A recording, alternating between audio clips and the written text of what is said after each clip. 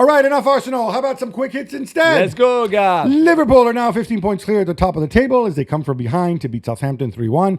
Jules, they get it done, but Arne Slot was furious, and he blasted the work rate in the first half. He actually said he made 3 changes at halftime.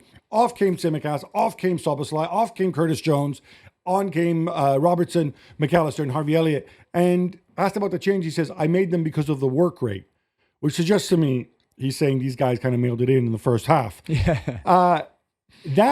I'm really surprised to hear that when you're flying, when you've got a huge game coming up in the Champions League.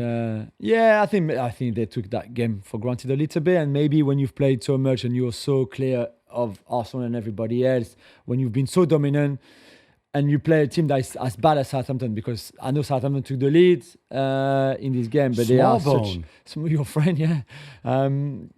Are just terrible. They're such a bad team. So I can see why he was not happy. The players maybe took that game a little bit lightly, which they shouldn't. You should not do that, whatever level you're playing at.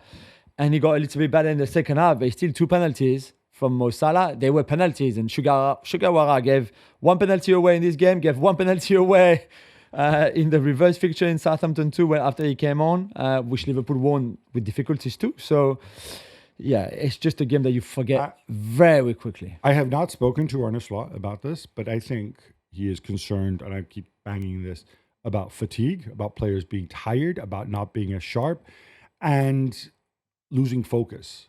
And I think he's delighted, obviously, they're 1-0 up against Paris Saint-Germain, but I think he's not taking anything for granted, and that's why he's turning the screws. Marco Correa's second half strike gives Chelsea all 3 points at home to Leicester, as Cole Palmer misses a penalty along the way. Gab, Enzo Maresca says fans can't always expect PlayStation football. Well, they're certainly not going to get it right now the way they're playing.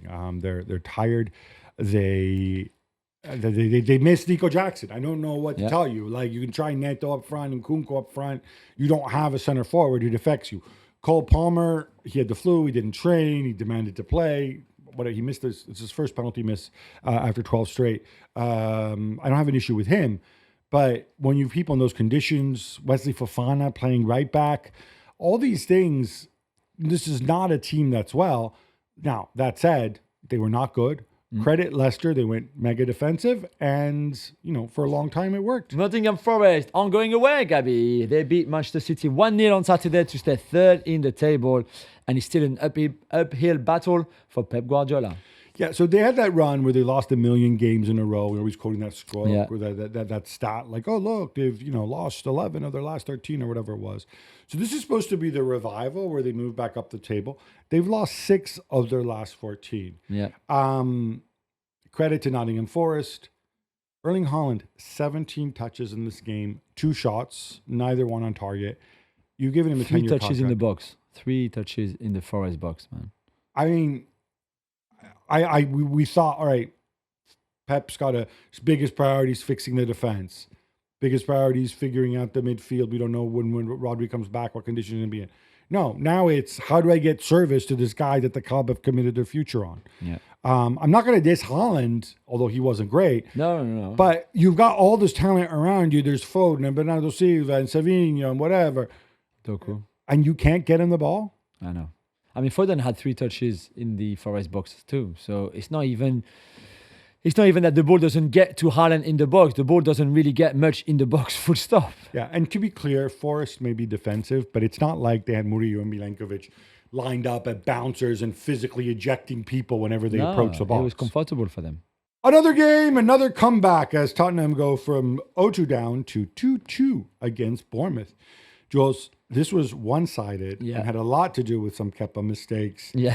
And I think it's fair to say Andoni Iraola, the winner on points in terms of coaching. And in his post-match interview, The Flash, you could see how better he was to have dropped 2 points, but he's so nice that he was never going to say, obviously. So he said, yeah, we're a bit frustrated because really, if you look at the game, we are by far the best team. And I felt for him a little bit because they easily could have won this game 4-0, okay, maybe 4-1. But they were only 2 goals up when they could have been 2 goals up after 5 minutes in this game. They started Thank you, Cuti Romero, by the way. First game back, and this is what he does. That's a terrible mistake.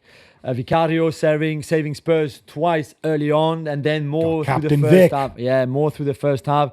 But Bournemouth was so good overall, as they've been all season. This is nothing new. It's not just they go to Spurs, but in a stadium where Ipswich won, where Leicester won, it's no surprise that Spurs are again second best, and they got battered for most of it. They only came back because Sarr crossed the ball that ended up as a shot in the goal where Kepa probably should have done better, and then Kepa gave away a stupid penalty that he should have never. He came out so far from his goal. There's just no need for him to go that far, and Spurs scored, but that was pretty much it. I think it's very, very poor from Spurs, very poor for Postecoglou.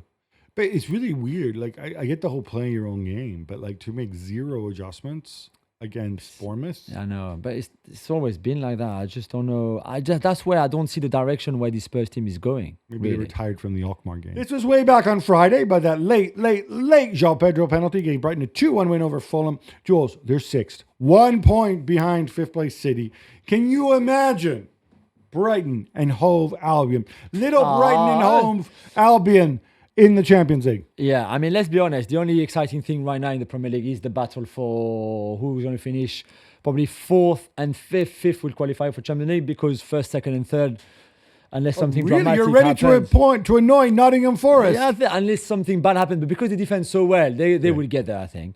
And you've got loads of teams that can finish 4th and 5th with Chelsea and City and Brighton and still Bournemouth and Villa as well, probably. So and Newcastle, and no Newcastle, respect sorry, for the I forgot, tune. who play on Monday. Tune. This win, by the way, from Brighton was Saturday. Gabby just confused all the days of the weekend and stuff. It's easy to do. We watched too many games. And to be fair, it was quite a tight game, and I felt a little bit for Fulham for that late penalty from João Pedro. But Brighton, after being a bit inconsistent and up and down, no wins in 8 at some point after the turn of the year, really consistent now in the way. Maybe not in always the way they play because they are still very attacking, so they concede chances too. But in terms of results, for sure. Yeah, boy Fabian Hurtzler, he's growing up. I know, he's growing up.